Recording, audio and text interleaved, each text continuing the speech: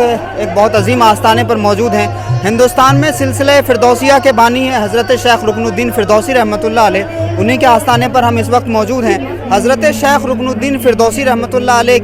کے خلیفہ ہوئے حضرت شیخ نجیب الدین فردوسی، اور حضرت شیخ نجیب الدین فردوسی کے مرید اور خلیفہ ہوئے حضرت مخدوم جہاں شیخ شرف الدین احمد یحییٰ منیری رحمۃ اللہ علیہ۔ حضرت مخدوم جہاں کے دربار کے صاحب سجادہ حضرت سید سیف الدین قدس سرہ النورانی وہ تشریف فرما ہے، عرس مبارک جاری ہے، اور حضرت سید سیف الدین فردوسی قدس سرہ النورانی کے شہزادے ہمارے قبلہ حضرت سید حسام الدین فردوسی صاحب تشریف فرما ہے۔ سب سے پہلے تو آپ کا استقبال ہے قبلہ، ملاقات ہوئی، بہت خوشی ہوئی، اور سب سے اہم بات یہ ہے کہ میں مبارکباد اس حوالے سے پیش کرنا چاہتا ہوں۔ گفتگو آپ کی سنی، بڑی خوبصورت اور بڑی زبردست، صاحب سجادہ کے شہزادے ہونے کے باوجود اور ایک خانقاہی فرزند ہونے کے باوجود آپ کی تلاوت جو ہم نے سنی ہے اس کے لیے آپ کو بہت بہت مبارکباد۔ خانقاہوں میں اس بات کی بڑی کمی محسوس ہوتی ہے، لیکن آپ کے والدین نے اس بات پر بڑی توجہ فرمائی۔ یقیناً آپ کو تعلیم دلانے میں ان کا بہت بڑا اہم کردار ہے۔ الحمدللہ آپ لائق اور فائق شہزادے ہیں خانقاہ کے،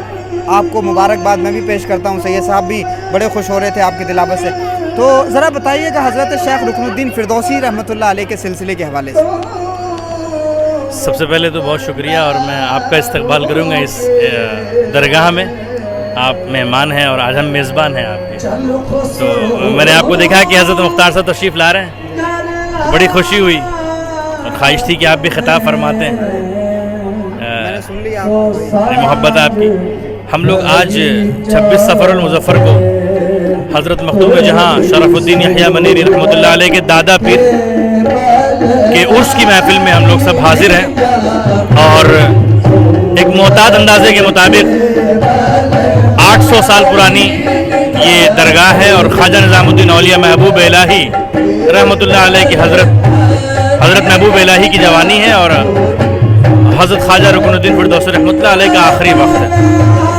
تو ہم سب یہاں بہار شریف سے سب لوگ یہاں آتے ہیں اور بڑی عقیدت کے ساتھ حضرت کے عرس میں حاضر ہوتے ہیں، اور پھر دلی کے سارے لوگ بھی یہاں حاضر ہوتے ہیں۔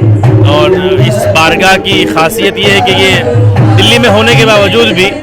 سلسلہ فردوسیہ کے مشرب کے مطابق گمنام نظر آتی تھی پہلے،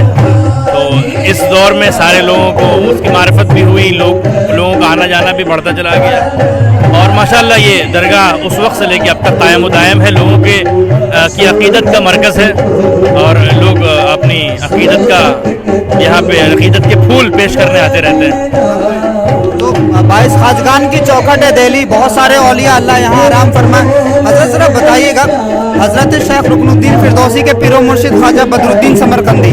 ان کا مزار بھی کوٹلہ فیروز شاہ دلی میں ہی ہے، تو آپ وہاں بھی حاضری دے سکتے ہیں۔ حضرت بدر الدین سمرقندی کے جو پیر و مرشد ہیں، ذرا اوپر تک سلسلہ اگر لوگوں کو پتہ چل جائے تو میری معلومات میں بھی اضافہ ہو۔ ان کے اوپر پھر سیف الدین باخرزی، پھر ضیاء الدین ابو نجیب سہروردی، پھر خواجہ نجم الدین کبریٰ ولی تراش، انہوں نے ہی ہمیں اپنے مرید و خلیفہ کو کہا تھا شما مشائخ فردوس ہستے، تو یہ ان کا جملہ تھا جس جملے نے پورے چین کو، پورے سلسلے کو فردوسی سلسلہ بنا دیا۔ تو ہم یہ کہہ سکتے ہیں کہ اس سلسلے کے بانی خواجہ نجم الدین کبریٰ ولی تراش ہے، اور لیکن فردوسی ٹائٹل جو ہے وہ حضرت نے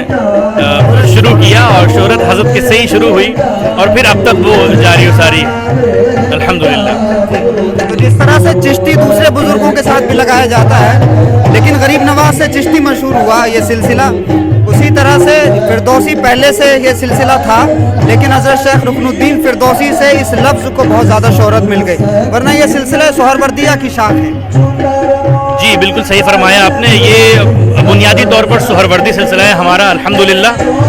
اور یہ ابتداءً حضرت نے فردوسی لقب لگایا، اپنے ساتھ جو لاحقہ ہے، پھر خواجہ نجیب الدین فردوسی، لیکن یہ شہرت جو کمال تک پہنچی ہے وہ حضرت مخدوم جہاں کی وجہ کر پہنچی ہے، اور یہ حضرت کے لیے بھی بڑی بات تھی کہ حضرت کے پیران کا سلسلہ حضرت کی وجہ سے کر لوگوں تک پہنچا، اس کی شہرت ہوئی۔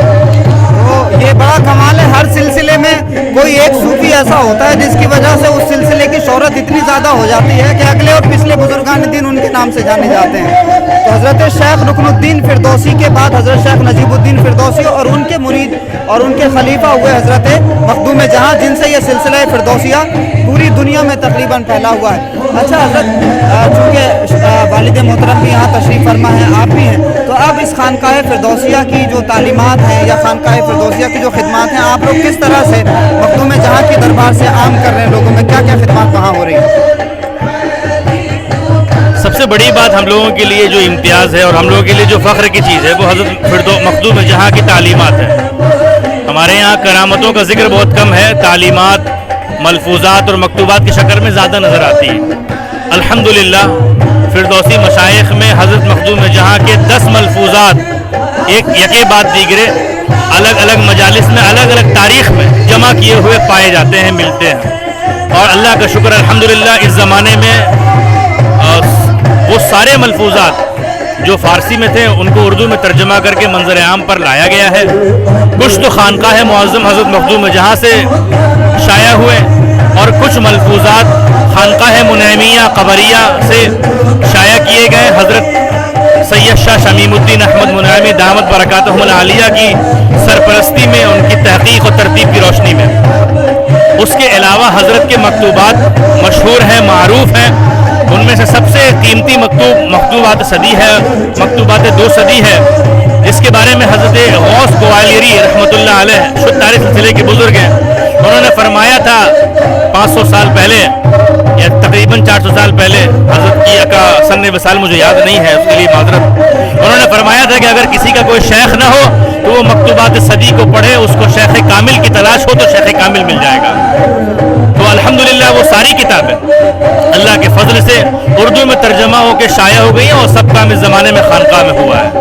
تو یہ بڑی بات ہے۔ حضرت محبوب الہی نے کشف المحجوب کے حوالے سے فرمایا تھا کہ اگر کسی کو شیخ نہ ملے کشف المحجوب پڑھ لے داتا صاحب جی، اسی طرح سے غوث گوالیری نے مکتوبات صدی اور مکتوبات 2 صدی کے حوالے سے فرمایا شیخ نہ ملے تو یہ کتابوں کا مطالعہ کر لے، تو یہ کتابیں جو ہیں وہ ایک مرشد کی طرح رہنمائی کرتی ہیں۔ تو ہمارے قبلہ نے بتایا کہ خانقاہ کی طرف سے حضرت سید شاہ شمیم الدین منیمی صاحب کی طرف سے یہ بڑا زبردست کارنامہ انجام دیا جا رہا ہے۔ اب چونکہ ڈسٹربنس بہت زیادہ ہے اور بیک گراؤنڈ میں سما کی آواز زیادہ آ رہی ہے، اس لیے بہت زیادہ باتیں آپ تک پہنچا نہیں پا رہے ہیں۔ ڈاکٹر سید شاداب حسین رضوی صاحب بھی تشریف فرما ہے۔ خانقاہوں کا جو ایک کامن میسیج ہے انسانیت کا، بھائی چارے کا، ذرا ارشاد فرما دیں۔ بسم اللہ الرحمن الرحیم، السلام علیکم ورحمۃ اللہ۔ دیکھیے، خانقاہوں نے ہمیشہ ہندوستان میں بہت زیادہ ضمیر ہموار انسانیت کے لیے کی، محبت کے لیے کی، اور یہ محبت اور انسانیت کی جو زمین ہموار کی، اس کا بیس یہ تھا کہ انسان کو اللہ سے جوڑا جائے اور اللہ کے ساتھ ساتھ ایک انسان کے دل کو دوسرے انسان کے دل سے جوڑ دیا جائے، تاکہ ایک محبت اور بھائی چارہ گنگا جمنی تہذیب جو یہاں پہ پیدا ہوئی، یہ بے شک ان خانقاہوں کی دین ہے، اور اسی کی وجہ ہے کہ وہ جو رواداری مسلمانوں میں پیدا ہوئی، وہ جو رواداری یہاں کی انسانیت میں پیدا ہوئی، وہ جو لوگوں کے خون میں ایک دوسرے کے لیے محبت، سوچ میں ایک دوسرے کے درد کا احساس ہوا، وہ انہیں خانقاہوں کی دین ہے۔ اور آپ دیکھ لیں کہ بلا تفریق مذہب و ملت اگر کہیں پر لوگ آپ کو مل سکتے ہیں ایک ساتھ، تو وہ خانقاہیں ہیں، مزار ہیں، آستانے ہیں۔